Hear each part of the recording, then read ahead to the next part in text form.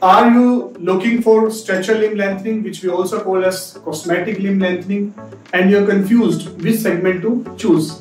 As we know that whenever we want to go for stretcher limb lengthening, especially lengthening over the lengthening of your lower limb, we have two segments. One is your thigh, where we need to lengthen your femur, and another is your leg, where we can lengthen the tibia and the fibula.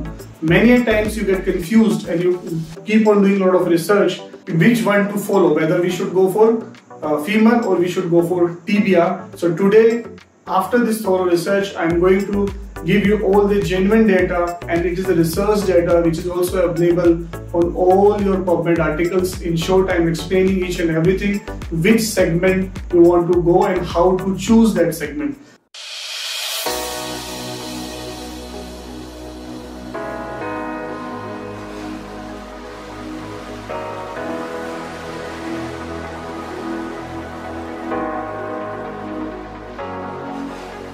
Hello friends, I am Dr. Sunil Saini, trauma and neurosurgeon, expert in limb lengthening, deformity correction and pain management. When you are going for limb lengthening or stretcher lengthening or cosmetic limb lengthening, it's a life's very big decision, and many times when you keep on doing the research, you just get confused which segment we should go for. Now, for your understanding purpose, I am dividing this into two parts. One is your femur, another is your tibia, that is your leg segment. Before coming to any conclusion, I will go step by step. If we go pros and cons of choosing femur and pros and cons of choosing tibia, and then finally we can come to a conclusion. First, we will go to the femur.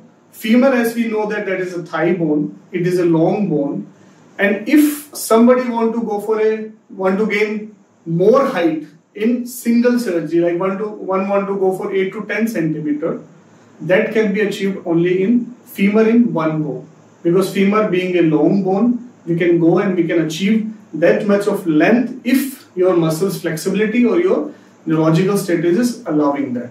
That can be achieved in this, but in tibia we cannot achieve 8 to 10 centimeter in a single surgery. Number two factor where we can choose femur, if we compare the callus formation, then the chances of callus formation or the regenerate quality is much more better in femur as compared to tibia, and it's because of the blood supply. Because blood circulation is more in the femur and less in the tibia, and being bulky and surrounded by the muscles, so blood circulation is far better. Number three is discomfort level. If we compare the two, femur versus tibia, then discomfort in femur is initially more as compared to tibia. So discomfort will be more because, especially if you are going for LON, there will be LRS system outside and it will become difficult sometimes to manage. So initially the discomfort will be more in femur and less in tibia, but over the period after 2 to 3 weeks, the discomfort will keep on decreasing in the femur also. So that is the criteria number 3. If you go for criteria number 4, then it is infection rates. So infections rates are less common in femur, more common in tibia. That is an internal lane. But if you compare the LON, then because in LON the LRS system is there in the femur, the pins are much more thicker as compared to Ilizaro ring in the tibia. So infections rates is bit higher in femur. So this is the 4 important points where we can compare. If you compare the deformities, then deformity is less common in femur, but in tibia there are high chances of ballerina form syndrome, in which your tendon Achilles get tightened and there will be equinus. So that is more common in tibia whenever the lengthening exceed over 6 to 7 centimeter. When we go beyond 6 to 7 centimeter, there are chances of ballerina syndrome formation, but this is very less in case of femur. But the studies has shown, and even there is an article by Dr. Pale where he has shown that the angulation will deviate when we go for femur lengthening. For every 1 centimeter of lengthening, there is chances of 0.5 degree of variation in the femur angle that can happen. So how it is going to affect you? So post lengthening, your gait, that is the way you will walk, will be affected more in femur as compared to tibia. So your gait will get affected because there's two angles, there is anatomical axis and there is mechanical axis. With every 1 centimeter gain in the length, your angle will keep on changing. There is studies which has shown that almost 0.5 degree of variation can happen. So your gait will get affected, but over the period when you start running, jumping, gradually you can your gait will become normal. So this is the very important 6 factors which we can choose. Number 1, I am again summarizing. Number 1 is if you want to gain more than 7 to 8 or 9 centimeter of lengthening in single go, then femur can be chosen. Number 2, if we compare the regenerate formation, that is good in femur. If we compare the infection rate, that is less in femur, only in internal, but if we compare LON, then bit higher. Number 4 is deformities, or ballerina syndrome is usually not happening here. And number 5 is basically gait changes. So gait changes will be more in femur because of change in the mechanical and the anatomical axis. But when we compare to the tibia, the mechanical axis and anatomical axis are almost same. So it will not happen with tibia.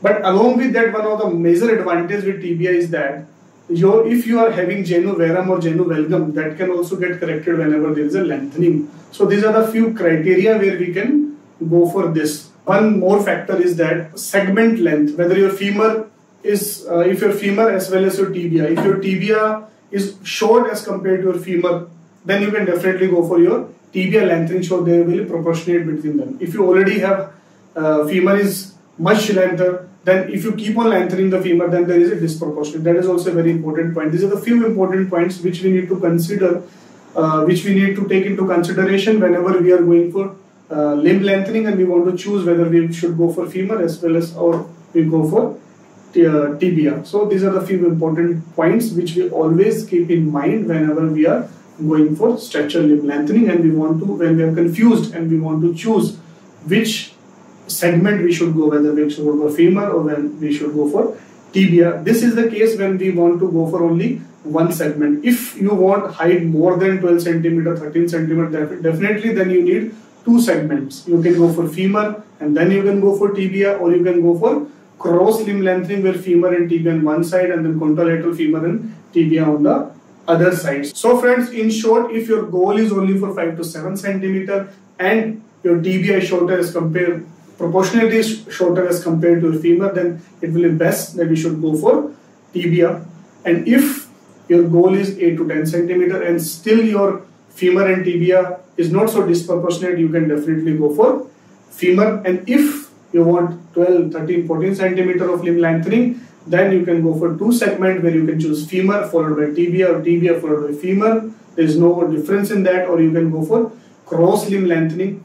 Anyone, you can go for left side of femur one and then right side of tibia, or you can go anywhere like right side of tibia and left side of femur. So this is how we can choose limb lengthening according to our own need. We need to discuss with our surgeon. Our surgeon will see each and everything.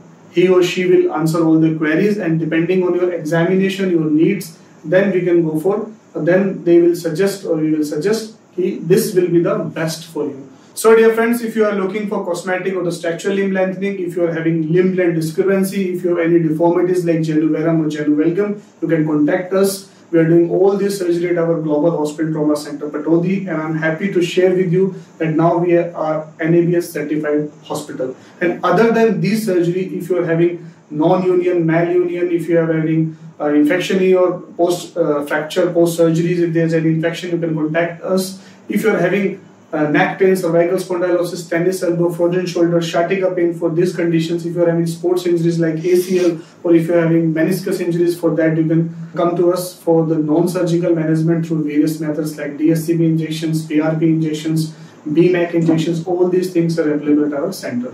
So friends, please like the video, share the video and subscribe our channel. Thank you so much.